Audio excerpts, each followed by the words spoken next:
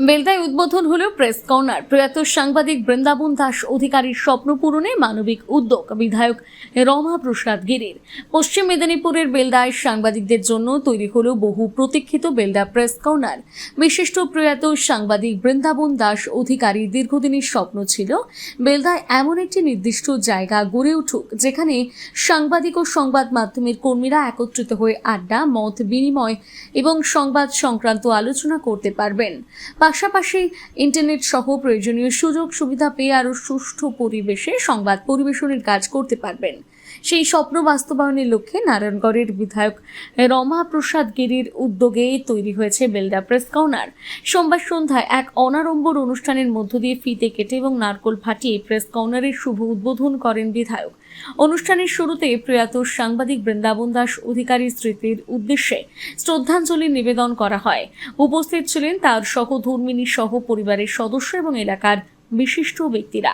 উদ্বোধনী অনুষ্ঠানে বক্তব্য রাখতে গিয়ে বিধায়ক রমা প্রসাদ গিরি বলেন, সাংবাদিকরা যেন সর্বদা নিরপেক্ষভাবে সংবাদ পরিবেশন করেন। তিনি আরও জানান, প্রশাসনিকভাবে সাংবাদিকদের পাশে থাকার জন্য তিনি সর্বতোভাবে সহযোগিতা করবেন। ভবিষ্যতে সাংবাদিকরা একত্রিতভাবে আবেদন জানালে জেলা পরিষদের সঙ্গে আলোচনা করে তাদের জন্য একটি স্থায়ী ভবনের ব্যবস্থা করার উদ্যোগ নেওয়া হবে বলে আশ্বাস দেন তিনি।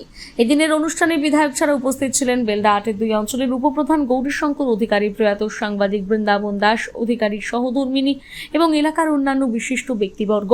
সবাইকে অনেক অনেক শুভেচ্ছা। কারণ আমরা জানতাম সাংবাদিকদের যদি কোথাও পাওয়া যায় বা তাদের যদি কোথাও ঠিকানা হয় সেটা বেলদা বটতলা।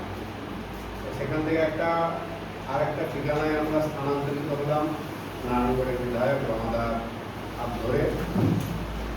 শুধু বেলদা নয়, সুদীপ্তদা এসছেন, চন্দননগরের খাদ্যা থেকে এসছেন, আমাদের নারায়ণগড়, কেশগাড়ি, দাঁতন, এই যে এত বড় 3টা বিধানসভা সবাই প্রায় বেলদা কেন্দ্রিক।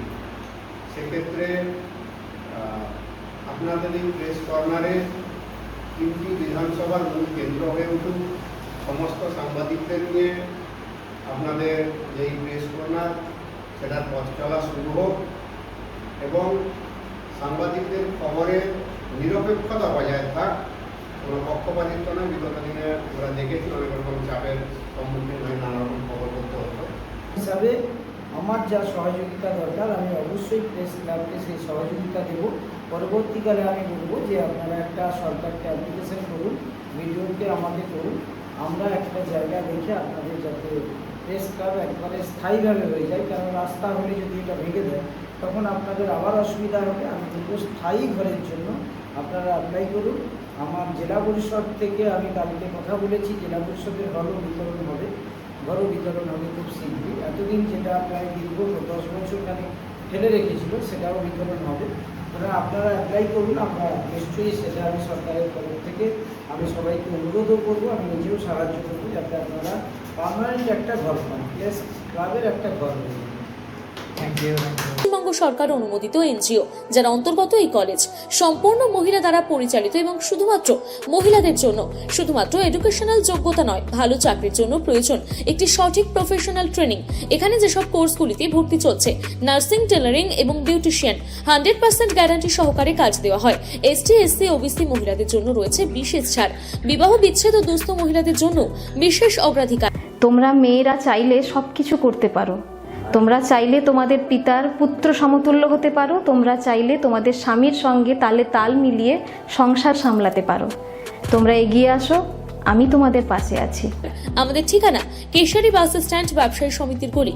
যোগাযোগ 9382821676 or 9732780793। নিজেকে আপডেট রাখতে ফলো করুন সানন্দা নিউজ।